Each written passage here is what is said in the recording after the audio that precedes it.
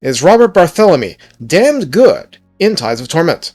Quick answer, yes. Long answer, this Damned Paladin is like a cross between a Paladin and a Mourngul Haunter, given how his skill structure is designed, and it's unique to Cylostra's faction, the Drowned. So let's go over the benefits. And disadvantages, you ask. Wait, were there any? Treated as a legendary hero available from the start, upkeep is the flat 250 you have for many heroes. On Ultra, the default for health is 42 hit points. Armor is 0! You can, however, increase this as you go, perhaps by items. There is a shield blocking 35% of small arms fire, which is nice because even basic arrows hurt equally. 55% physical resistance means those arrows hurt a lot less if it's not a Sister of the Avalorn firing. Leadership of 45 is the price we pay for an undead hero like this. For whatever reason, this unit card is doing a bit of fibbing.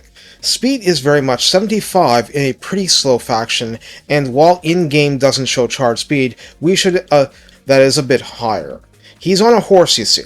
Melee attack starts off at 45 and starts off inflicting both Frostbite for 30% speed debuff and is magical attack per being ethereal formally. Attack interval 4 seconds is nothing to be ashamed of, splash at its size, medium means Grail Knights on down, and max target splashed from Ghost Horseback is 4. By the way, the reason that is shown without a horse in the unit card is because you can do that with a generic in multiplayer. Melee defense of 40 is humble to start with, but not as bad as the Haunter.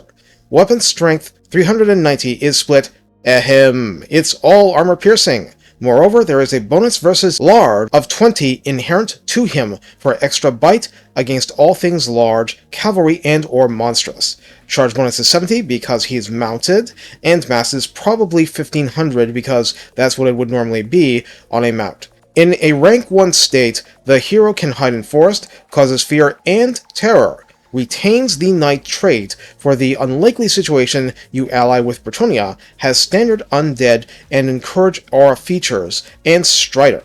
Strider is something to remember because it means he has 0 disadvantage chasing a Lethanar into a forest to tie him down and poke at him. It came up for me, it could for you. Robert's fixed background trait is Fallen from Grace. This grants him 10% ward save, plus 15% weapon strength, and leadership aura size plus 50% just from existing ethereally. As an embedded hero, Robert brings replenished troops, something so precious you usually need a vampire fleet captain for it, and they're very precious because they establish pirate codes. But that means training has to wait for a gunnery wight, which Cylostra does not start her campaign with. His map passive is Spread Control for less rebellion for you, presumably more for enemies. The agent actions are Assault Garrison, Assassinate, and Assault units, so let us appreciate this holy ghost, boasting the trinity of awesomeness. Specialist reduces the cost of these agent actions. The irony is that you would be mad to take him out of an army, normally at least. Immortality and his mount are already there at the start. At rank 8, Lady's Mantle can be picked for 1 pip granting plus 10% missile resistance, where he started with none.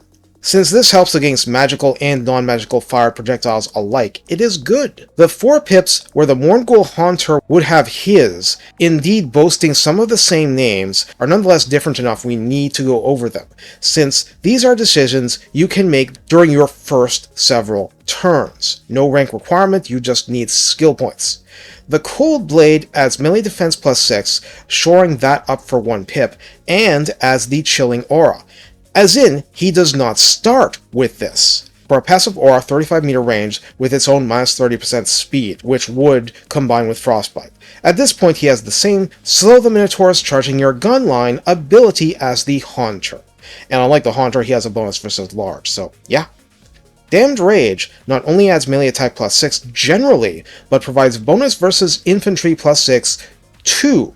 That's not a bad thing at all, since it means a total swing of melee attack plus 12 when fighting infantry, and he was already great at jousting big stuff. Indeed, now he's plus 6 points better. Stoic Death changed the name but not the benefits. Hit points plus 8% and weapon strength plus 12% for 1 pip. Awesome value. Evan S. kept the name, but instead of 10% physical resistance, this provides plus 20% ward save. Plus 20% ward save, raising him to a total of 30%, and laughing off 30% of all incoming damage, whatever its type, is no joke. Not at all. For the main combat line, 1 pip in Blade Master, slaps on melee attack plus 5, simple and welcome. Devastating Charge at 3 pips gives charge bonus plus 30 flat, and wouldn't that bring us up to 100, which is highly respectable now. Full plate armor at 3 gives plus 15 armor, where 0 was the default, and that may not seem like much, but if you combine it with items and so on, even half-decent armor on an ethereal knight can do a lot of good for you against base damage spam. Hard to hit means plus 12 melee defense at 3. Foe Seeker is the midway pip for less fatigue, more speed and charge speed for a limited duration. Woundmaker is plus 20% weapon strength at 3 pips. That part is pretty normal, as in no extra benefits here. Scarred Veteran is plus 15% health at 3, piling onto Stoic Death from earlier. Indomitable for plus 12 leadership at 3 is highly welcome when he is kind of low to start. I mean, he'll start taking damage long before actually disintegrating. And Blade Shield for plus 12 more melee defense is welcome. Wait, this wasn't here in the second game, was it? The capstone is Colossal Strike, so not just plus 25% weapon strength during his 32-second duration, 90-second cooldown, but plus 16 bonus versus large, making him connect better with even the most slippery of targets, like a sea elemental. Impressive. So how do we use Robert Barthelemey, the Damned Paladin? What's the dog that didn't bark? No legendary items. Robert is a blank slate for that, so do your worst. Wormslayer to give up plus 6 versus infantry for plus 60 versus large. You can do that. He's usually my first user of a Helm of Discord in a campaign. There's a lot of growth potential in the Tide's era of better items, and Cylostra is fantastic at getting enemies to drop them. At that point, his biggest problem is what to buy Cylostra for Valentine's Day.